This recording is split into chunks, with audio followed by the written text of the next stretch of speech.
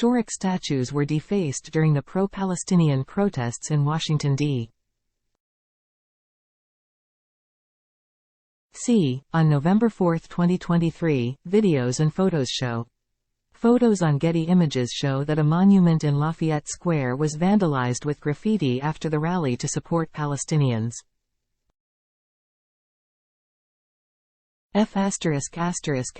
Biden, the graffiti said, along with the word, Gaza. According to NPR, at least tens of thousands of people protested in Washington, D.C.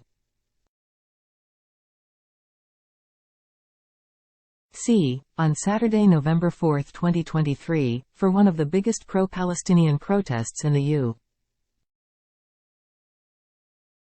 U.S.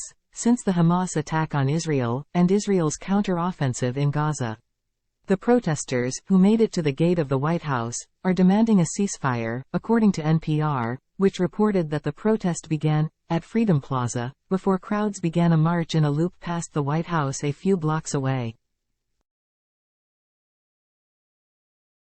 Speakers demanded that the United States stop funding Israel and accused President Biden of backing a genocide of Palestinian people, NPR reported.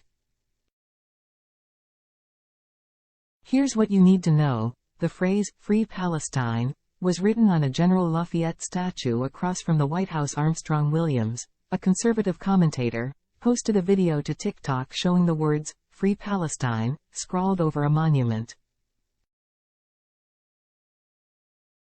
Outrageous and maddening. The Palestinian flag is flying high on General Lafayette statue across from White House where graffiti is everywhere, he wrote. According to journalist Simon Atiba, pro-Palestine protesters scale the White House fence to raise the Palestinian flag. Palestinian supporters also put a Palestinian scarf, a kufiya, on a statue of Benjamin Franklin.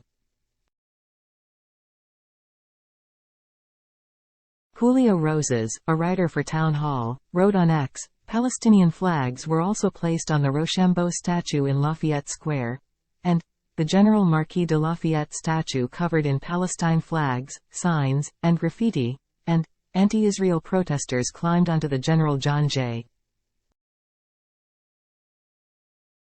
Pershing statue too.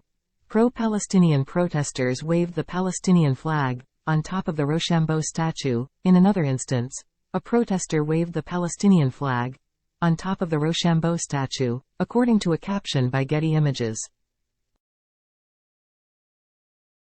ABC News reported that the protest was organized by multiple groups, including Palestinian Youth Movement, American Muslim Alliance, the People's Forum, National Students for Justice in Palestine, Al-Ada, the Palestine Right to Return Coalition, U.S.